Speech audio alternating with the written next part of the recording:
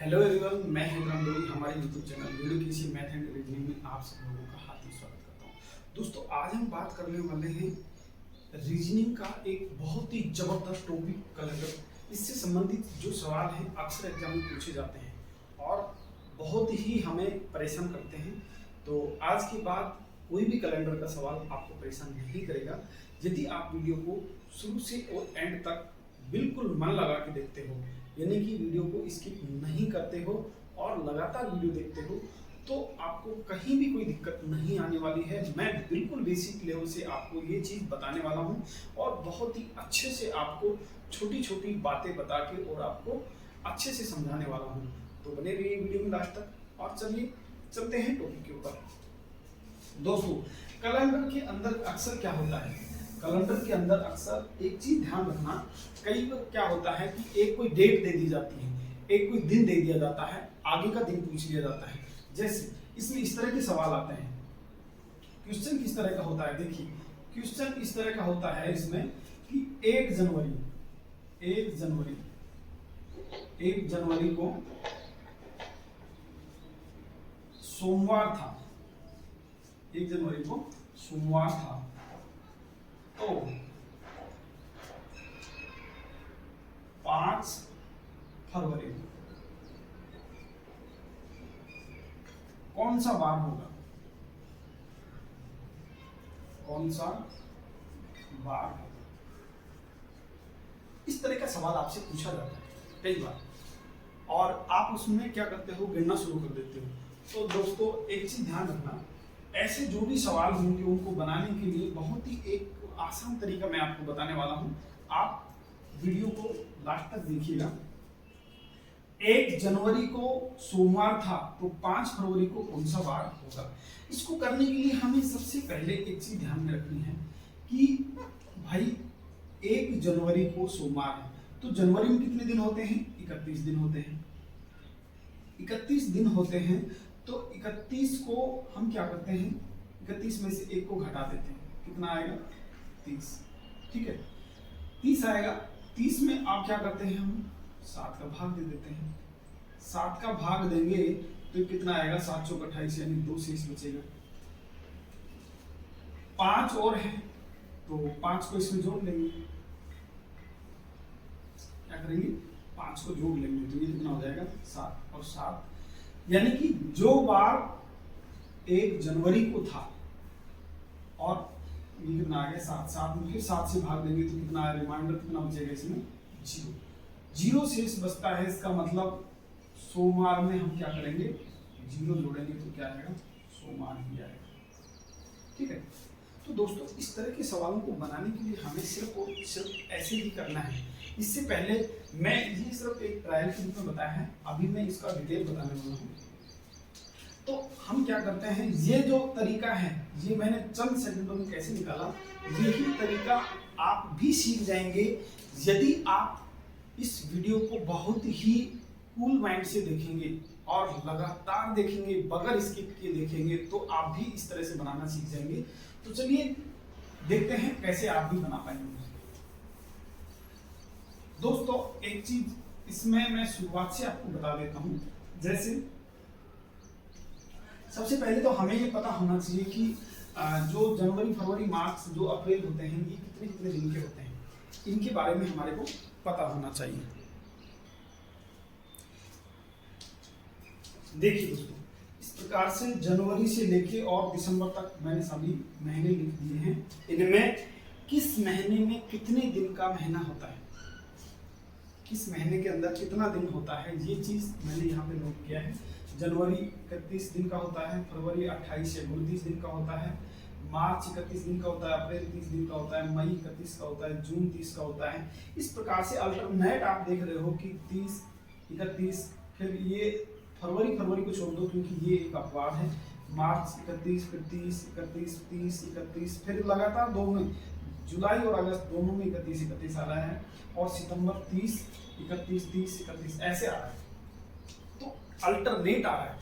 आप इस चीज को ध्यान कैसे रखेंगे, तो ध्यान रखने के लिए एक जो बिल्कुल सिंपल ट्रिक है, आप शायद जानते भी होंगे। ये जो मुक्का है हमारा, हाथ का, उसको हम कहीं इसमें यूज लेते हैं और आज तक आपने सीखा भी होगा कहीं, तो दोबारा से सीख लीजिएगा। एक बार मैं बताता हूँ। जो इसमें ये जो उठा हुआ भाग है उसको जनवरी से शुरू करते हैं, यहाँ से शुरू करेंगे हम और इधर की तरफ जाएंगे। ऐसे उठा हुआ भाग है उसको जनवरी काउंट करेंगे, उसके बाद जो नीचे धंसा हुआ भाग है उसको फरवरी, फिर मार्च, अप्रैल, मई, जून और जुलाई, फिर आगे नहीं बढ़ेंगे। फिर जुलाई के बाद फिर वापस यहीं से शुरू करेंगे, अगस्त, सितंबर, अक्टूबर, नवंबर, दिसंबर। तो आपने एक चीज नोट किया कि जो उठा हुआ भाग है वो 31 का होगा और जो धंसा हुआ भाग है वो 30 का होगा। इसका मतलब जो उठा हुआ है तो वो बड़ा होगा मतलब 31 का होगा, धंसा हुआ है वो छोटा है इसका मतलब 30 का होगा। लेकिन अपवाद सिर्फ इसमें 1 फरवरी का है, बाकी सभी का वही रहेगा। जुलाई पे खत्म होता है, फिर अगस्त से शुरू हो जाता है, इसलिए जुलाई और अगस्त दोनों क्या हैं 31 के हैं। तो एग्जाम में आपको कहीं भी कोई दिक्कत नहीं आएगी, ये चीज तो आपके साथ ही रहेगी, आप इसको आराम से काउंट कर सकते हैं। मैं दोबारा से बता रहा हूँ, जनवरी उठे हुए भाग को जनवरी लेंगे, धसे हुए भाग को फरवरी, फिर मार्च उठा हुआ, फिर अप्रैल धसा हुआ, फिर मई उठा हुआ, फिर जून धसा हुआ, जुलाई उठा हुआ, फिर जुलाई के बाद इधर नहीं जाएंगे, इधर जाएंगे तो गिर जाएंगे, क्योंकि फिर दोबारा से वापस यहीं से शुरू करते हैं। यहाँ एंड हो गया तो यहाँ से शुरू करेंगे। फिर ये हो गया अगस्त, सितंबर, अक्टूबर, नवंबर, दिसंबर। ऐसे आपने देखा कि एक के बाद एक उठा हुआ है, एक धसा हुआ है, एक उठा हुआ, एक धसा हुआ। उठा हुआ भाग 31 का होता है, धसा हुआ भाग 30 का होता है, सिर्फ और सिर्फ फरवरी को छोड़ के। अब फरवरी का क्या चक्कर है वो भी समझ लीजिएगा। फरवरी का समझने के लिए सबसे पहले मैं एक चीज बता देता हूँ आपको। यहाँ पे देखिए, फरवरी के अंदर 28 का कब होता है, 29 का कब होता है। आपने देखा होगा कि एक जो सामान्य वर्ष होता है, सामान्य जो वर्ष होता है उसके अंदर कितने दिन होते हैं, 365 दिन होते हैं। ठीक है, 365 दिन होते हैं। लेकिन जो लीप वर्ष होता है, लीप वर्ष में 366 दिन होते हैं। अब ये लीप वर्ष क्या बोला है, तो आप एक चीज देखिए कि जो सामान्य वर्ष है 365 का होता है, लीप वर्ष 366 होता है। सामान्य वर्ष में फरवरी 28 दिन का होता है और लीप वर्ष में फरवरी 29 दिन का होता है। यानी कि जो एक दिन बड़ा है वो फरवरी का बड़ा है यहाँ पे। तो आप इस चीज को नोट कीजिए कि जो सामान्य वर्ष है उसमें फरवरी 28 दिन का और लीप वर्ष में जो फरवरी 29 दिन का। अब ये लीप वर्ष का क्या चक्कर है, देखिए दोस्तों, लीप वर्ष जो होता है उसको हम कैसे देखें कि लीप वर्ष कौन सा है और कौन सा नहीं है। तो लीप वर्ष को देखने के लिए हम क्या करते हैं, लीप वर्ष को देखने के लिए जिस सन के अंदर, जैसे मान लो 2008 है, इसका जो अंतिम 2 अंक है इसके अंदर यदि 4 का भाग चला जाए तो ये क्या होगा, लीप वर्ष होगा। क्या होगा, लीप वर्ष होगा, लीप वर्ष होगा। और यदि जैसे 2007 आ गया, इसके अंदर 4 का भाग नहीं जा रहा है, 4 का भाग नहीं जा रहा है तो वो क्या हो गया, सामान्य वर्ष होगा। ठीक है, आप एक चीज नोट कीजिए, जिस सन के अंदर या जिस साल के अंदर 4 का भाग जा रहा है, क्या मतलब 4 का भाग जा रहा है तो वो लीप वर्ष होगा, और नहीं जा रहा है तो वो सामान्य वर्ष होगा। लेकिन एक चीज और ध्यान देना कि जब सैकड़ा वर्ष होता है, सैकड़ा वर्ष कैसे, सैकड़ा वर्ष जैसे मान लो हमारे को दिया है, सैकड़ा वर्ष इस प्रकार से है, जैसे 2000 को हम लिख सकते हैं 2000 या 3000 या 1500 या 1600। तो ये जो सैकड़ा वर्ष है इसके अंदर हम 4 का भाग नहीं देंगे, इसमें हम 400 का भाग देंगे। कितने का देंगे, 400 का। 400 का भाग यदि जा रहा है तो वो क्या है वो लीप वर्ष है, और यदि 400 का भाग नहीं जा रहा है तो वो क्या है, सामान्य वर्ष है। जैसे इसमें देते हैं 2000 के अंदर यदि 4 का भाग देते हैं 400 का, तो ये 2 जीरो से 2 जीरो कट गया और 4 से इसको काटेंगे, 4 में 20 ये भी कट रहा है। अब यदि हम 300 यानी 3000 में 400 का भाग दे रहे हैं तो 2 जीरो से 2 जीरो तो कट गया, लेकिन ये क्या इससे कटेगा क्या? नहीं कटेगा। नहीं कटेगा तो ये क्या होगा? सामान्य वर्ष होगा। इसमें देंगे तो ये भी 400 से नहीं कटेगा, क्योंकि इसमें 4 का भाग नहीं जाएगा। जैसे 1500 बटा 400, 2 जीरो से 2 जीरो कट गया, लेकिन 4 इसमें नहीं जाएगा भाग, तो ये भी क्या होगा? सामान्य वर्ष होगा। 1600 के अंदर 400 का भाग चला जाएगा, क्योंकि ये इससे कट जाएगा, तो ये क्या होगा? लीप वर्ष होगा। लीप वर्ष, ठीक है। तो समझ गए होंगे आप लीप वर्ष कौन सा होता है। लीप वर्ष वो वर्ष होता है जिसका इकाई और दहाई से बना 2 अंक, उसके अंदर यदि 4 का भाग जाता है, पूरा भाग जाता है, तो वो लीप वर्ष होगा, नहीं तो वो सामान्य वर्ष होगा। यदि सैकड़ा वर्ष है, सैकड़ा वर्ष जैसे 1600, 1500, 1300, 1200 या 2000 को 2000 ले सकते हैं, 3000 ले सकते हैं, तो उसमें 400 का भाग देंगे। सैकड़ा वर्ष है तो 400 का भाग देंगे। सामान्य वर्ष यदि वैसे है नॉर्मल में, तो उसके अंदर हम 4 का भाग देंगे। 4 का भाग जा रहा है तो इसका मतलब वो लीप वर्ष है, नहीं जा रहा है तो सामान्य वर्ष है।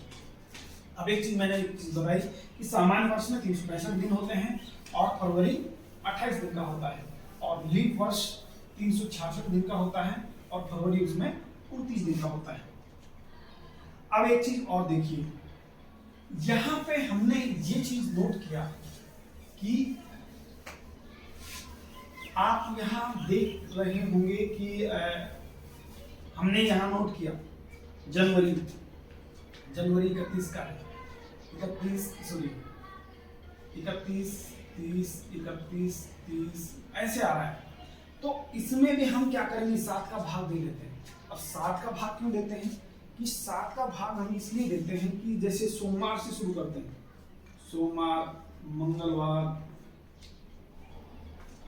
मंगलवार, बुधवार और बृहस्पतिवार, शुक्रवार, शनिवार और रविवार।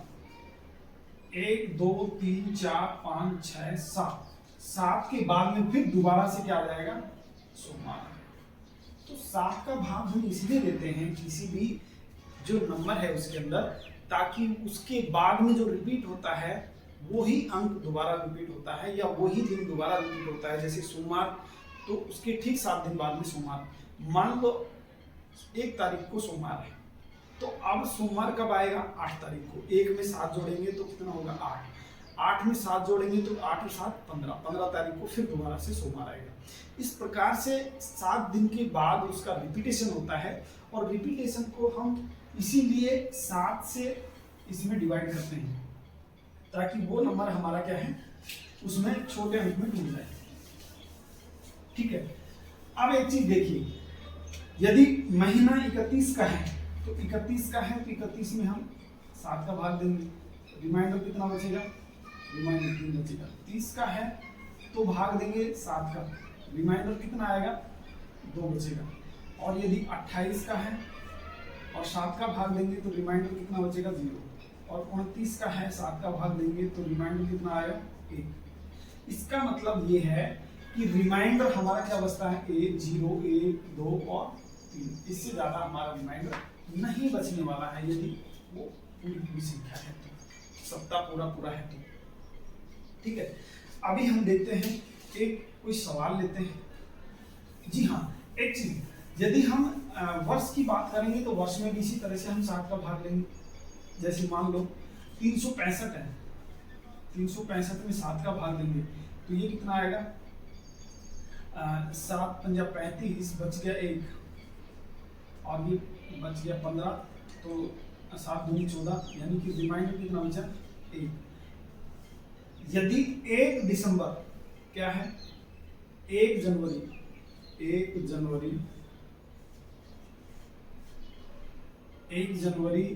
2021 को सोमवार था, तो 31 तो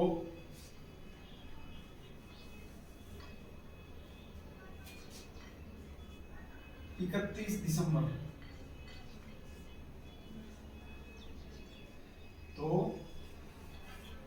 1 जनवरी 2022 को कौन सा वार होगा?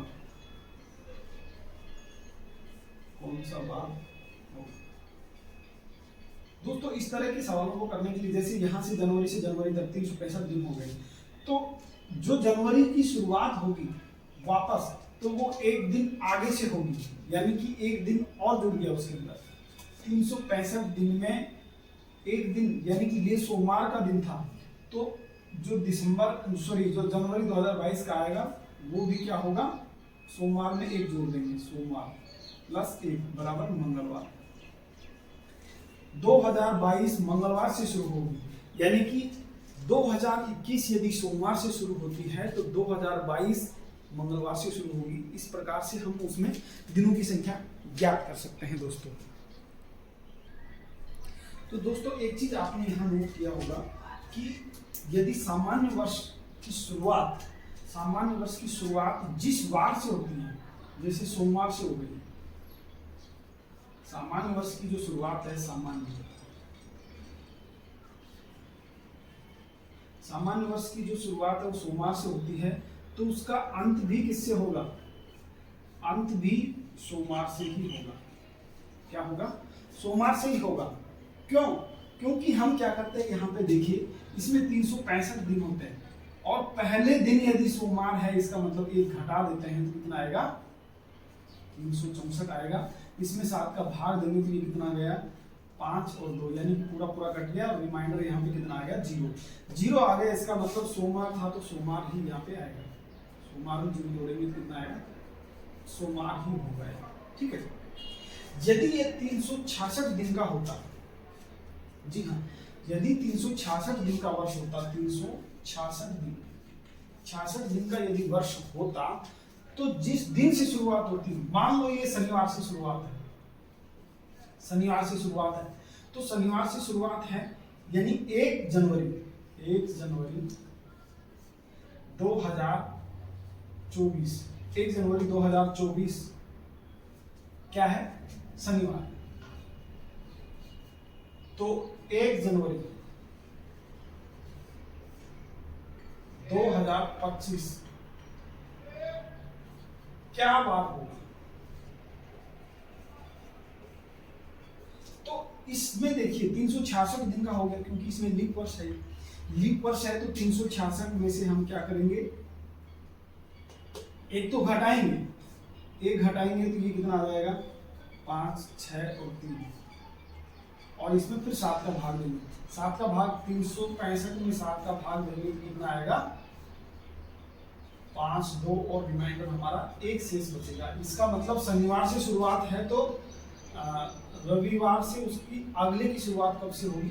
रविवार से। यानी कि 1 जनवरी 2025 को क्या होगा? रविवार होगा दोस्तों। कहने का मतलब ये है कि एक सामान्य वर्ष जिस दिन शुरू होता है, जिस बार को शुरू होता है उसी बार को खत्म हो जाता है। लेकिन यदि जनरल वर्ष की बात करते हैं तो एक जनरल वर्ष, ये रविवार नहीं होगा, ये सोमवार होगा, क्योंकि 1 जनवरी 2025 को क्या होगा? सोमवार। इसमें क्या है कि ये एक यहाँ जुड़ेगा, तो इसको 366 ही रहने देते हैं। 366, तो रिमाइंडर यहाँ पर कितना बचेगा? 2 बचेगा। ये मैंने एक चीज बताई यहाँ पे, तो 2 बचेगा, तो शनिवार में 2 जोड़ दो, जोड़ेंगे तो कितना आएगा?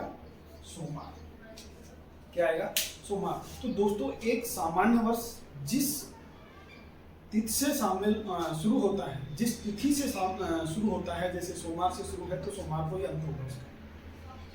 एक लीप वर्ष सोमवार से शुरू है तो एक दिन बाद यानी मंगलवार को खत्म होगा। मंगलवार से शुरू है तो बुधवार को खत्म होगा। बुधवार से शुरू है तो बृहस्पतिवार को खत्म होगा। कहने का मतलब ये है कि एक लीप वर्ष तो क्या है? जिस बार से शुरू होता है उससे एक आगे पर खत्म होता है, एक अगले बार पर। जबकि एक सामान्य वर्ष जो है जिस बार से शुरू होता है उसी बार पे खत्म हो जाता है। तो ये चीज आपने नोट किया होगा दोस्तों। ये कुछ मैंने एक बेसिक सा आपका आइडिया दिया है यहाँ पे, और एक थोड़ा सा बेसिक और बता देता हूँ। आपने एक चीज नोट किया होगा, मैं इसको शॉर्ट में लिख रहा हूँ, थोड़ा देखिएगा। दोस्तों आपने एक चीज यहाँ पे देखा होगा कि जनवरी फरवरी मार्च तक या दिसंबर तक ये दिया है, तो इसमें भी सेम वही काम करते हैं। तो इसमें रिमाइंडर कितना बचेगा, 7 का भाग देंगे तो 7 का भाग देंगे तो रिमाइंडर हमारा यहाँ पे आएगा 3, और यहाँ पे यदि 7 का भाग देंगे तो रिमाइंडर यहाँ आएगा 0 या 1। यहाँ से कितना आएगा, 7 का भाग देंगे तो यहाँ 3 आएगा, और यहाँ से 7 का भाग देंगे तो रिमाइंडर आएगा 2, और यहाँ से कितना आएगा रिमाइंडर, 7 का भाग देंगे तो 3, रिमाइंडर 2, ऐसे ही हम लिखते हैं। और इसमें रिमाइंडर आएगा 3 3 2 3 2 और 3। इस प्रकार से हम देखते हैं कि पूरा महीना हम काउंट करते हुए, और इस तरह से लिखेंगे, जनवरी का 3 लिखेंगे, फरवरी का 0 या 1 लिखेंगे, मार्च का 3 लिखेंगे, अप्रैल का 2, मई का 3, जून का 2, इस प्रकार से करते हुए हम दिसंबर का 3। आप फरवरी की बात मैंने बताई दी कि फरवरी जब लीप वर्ष का है तो जब एक लीप वर्ष है तो फरवरी 29 दिन का होगा, और सामान्य वर्ष है तो 28 दिन का होगा। जब 28 दिन का है तो रिमाइंडर 0 होगा, 29 दिन का है तो रिमाइंडर 1 होगा। तो इस प्रकार से दोस्तों ऐसे हम उनको काट के छोटा कर सकते हैं, और छोटा करने के बाद कैलकुलेशन हमारी आसान हो जाती है। तो नेक्स्ट वीडियो में हम इसका और डिस्कशन करेंगे, और अच्छे से हम इसके सवाल बनाना सीखेंगे। तो यदि आपको अगला वीडियो देखना है तो वीडियो को लाइक कीजिए इसको, और चैनल को सब्सक्राइब कीजिए, ताकि अगला जो वीडियो आए उसका नोटिफिकेशन आपको तुरंत मिले, और आप उसमें अपना जो यहाँ तक पढ़ा है उसको कंटिन्यू कर पाएंगे। तो कैसा लगा वीडियो, आशा करता हूँ कि अच्छा लगा होगा, और अच्छा लगा है तो कमेंट करके कमेंट बॉक्स में बताइए कि किस तरह का आपको और वीडियो चाहिए। ये तो कंटिन्यू होगा ही होगा, कौन सी टॉपिक में और चाहिए, ठीक है, ये भी आपको बताना है। साथ ही साथ ये चीज़ भी बताना है कि इसमें कौन सी चीज़ आपको अच्छी लगी और कौन सी चीज़ समझ में नहीं आई है, तो वो भी लिखिए, जरूर लिखना। जो चीज़ समझ में नहीं आई है मैं कोशिश करूँगा उसको और अच्छे से आपको क्लैरिफाई कर पाऊँ। तो मिलते हैं नेक्स्ट वीडियो में, तब तक के लिए bye bye, have a nice day.